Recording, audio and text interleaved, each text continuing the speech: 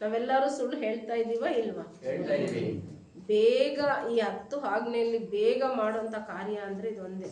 ನಾವು ನರಹತ್ಯೆ ಮಾಡಿಲ್ಲ ಅಂತ ಅದು ಎದೆ ತಟ್ಕೊಂಡು ಹೇಳ್ಬೋದು, ವ್ಯಭಿಚಾರ ಮಾಡಿಲ್ಲ ಅಂತ ಹೇಳ್ಬೋದು, ನಾನು ಇದುವರೆಗೂ ಒಂದು ಪಿನ್ನು ಸತ ಯಾರ್ದು ವಸ್ತುನ ನಾನು ಕದ್ದಿಲ್ಲ ಅಂತ ಕೂಡ ಹೇಳ್ಬೋದು. ಕದ್ದಿಲ್ವಾ?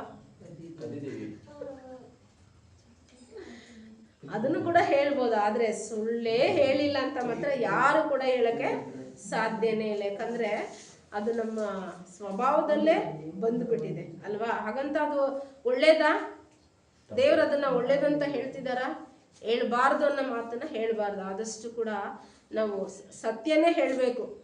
ಏನೇ ಒಂದು ಸಂಘಟನೆ ಬಂದಾಗ್ಲೂ ಕೂಡ ನೀತಿನ ಬಿಟ್ಟು, ನೀತಿಯ ನಿಮಿತ್ತ ನಾವು ಬೇರೆ ಮಾತನ್ನ ಮಾತಾಡಬಾರ್ದು. ಪ್ರಾಣ ಹೋಗುತ್ತೆ ಅಂದ್ರೂ ಕೂಡ ಏನ್ ಮಾತಾಡ್ಬೇಕು?